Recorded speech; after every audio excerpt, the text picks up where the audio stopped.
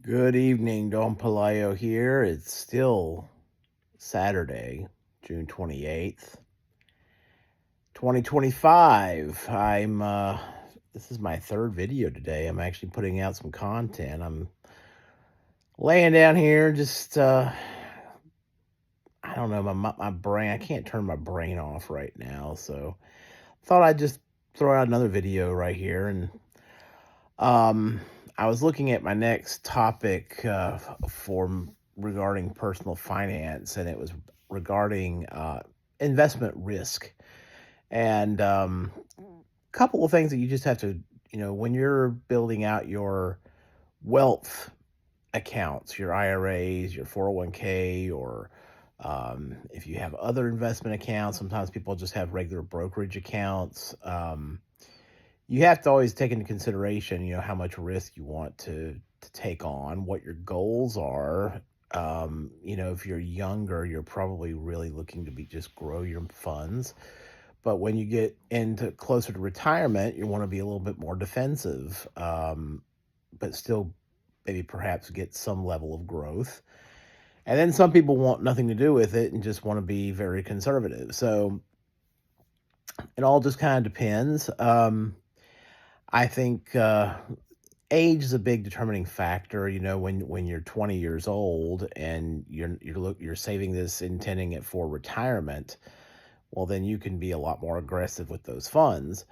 If you are 3 years away from retirement, then you're going to have to be very well spread out.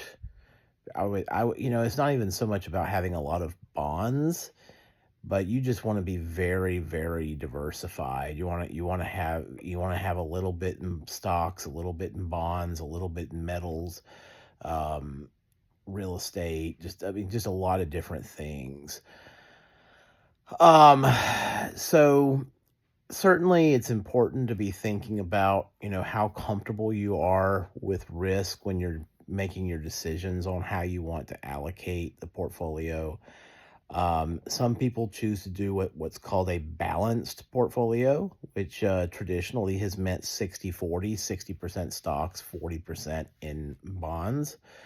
Um, Personally, I think diversification is a little bit more complex than that, because I don't just look at stocks and bonds when I'm looking at diversification. I'm looking at commodities, real estate. Um, Commodities can be gold, silver, can be oil, it can be agricultural commodities. There are index funds that trade agricultural products. So, it just kind of depends that what you're looking to do. I like to be pretty diversified in terms of what I'm looking at in my portfolio. I will tell you that at right now, looking at my overall portfolio, I'm probably about 50-50 right now. I'm probably about 50% stocks and about 50% metals, commodities, gold and silver. Um, I don't even have any real estate. I did have real estate in my portfolio some time ago. I did have a REIT in my portfolio, but it is no longer there. I liquidated it. With REITs, in case you don't know what a REIT is, some people don't know what REITs are. They are real estate investment trusts. So they are funds that are investing in properties. And there's different types. Some of them are investing in residential housing. Some of them are investing in commercial real estate. Um, the the REIT that I had goes by is was a medical. They invested in medical properties like hospitals and clinics and things like that. And that's what I had in my portfolio for a while. I may get back into it at some point. Those real estate investment trusts are good because they generate a lot of income for your portfolio. Um, they are required to pay out 90% of their profits and as dividends. So they're actually mandated to do that. So they typically REITs typically generate a good level of income for you. So I like to have some of the I'll probably have be heavier in REITs when I get a little closer toward retirement, but right now it's like I'm really trying to be more growth oriented and um just focused on that. But I'm a little worried, right now with how things are in the world. It feels like there's a lot of upheaval coming about right now. We have a lot of people that are struggling to make ends meet. And whenever you're in an environment like this, it's like, there's a lot of people that want change and they want some big changes. They want government to do more for them. And it's a little bit worrisome, to be honest. But I think that we've kind of these companies and our politicians have kind of laid the groundwork for something like this to happen because people people are seeing the creme de la creme, the very top elite people just taking everything. It's like these CEOs that are getting paid, 20, 30, 40, 50 million a year. Athletes that are getting paid, ungodly sums of money. And then it's just everybody else is just, you know, the regular people are struggling to afford groceries. It's just, I don't know. Something's just gotta be something's gotta be fixed with this. It's not like I said. I think that the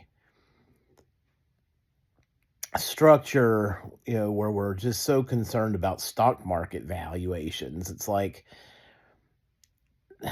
that should be a kind of a secondary concern to how well American people are doing, how, you know, the number of people you know, that are able to afford a home, the things like that. I mean, it's just right now it's pretty messed up the way our system is, but I still am a believer in the capitalist system. I'm not a believer in socialism.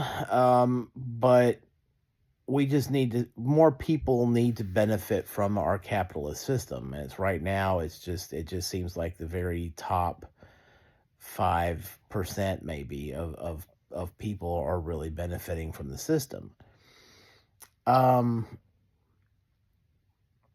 anyway, I am when you look at risk tolerance and really think about what how you want your accounts. You don't some, like, for example, my simple IRA at work, my work plan is in two mutual funds. I have it split 70-30. I have it 70% in the American Growth Fund with the American Funds Fund family. And then I have 30% in the American Funds Growth Portfolio.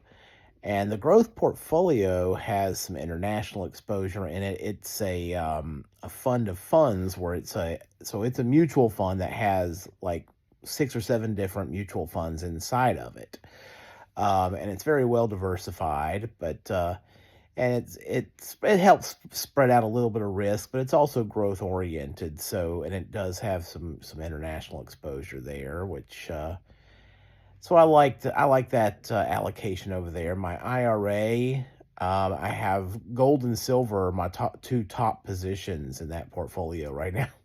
I don't think I have ever had as much exposure to metals as I do right now. And it's because of a lot of the volatility right now. It feels like at any time things could kind of, really get out of hand. I feel like there's a lot of unhappy people right now. The world has been seeing a lot of, turmoil, and it just feels like we're getting ready to go into something. And that's the reason why I'm so heavy in gold and silver right now. Um, I may gradually unwind those positions and go more into stocks, but we'll see. We'll see. Um,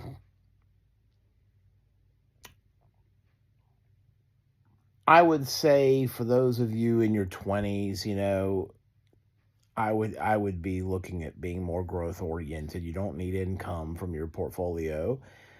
Some people may be thinking about using some of the retirement money for a first time home purchase for that down payment, and you may want to keep that portion of it in more conservative funds, just because you don't want to try to have to liquidate when everything goes down. But so you may want to keep a small portion of your portfolio in more conservative money if you have something that you think that you might need the money for. Um, those of you in your 50s, I would probably be backing off the throttle, especially right now, the way things are. I probably, and of course, you have to assess your own risk tolerance.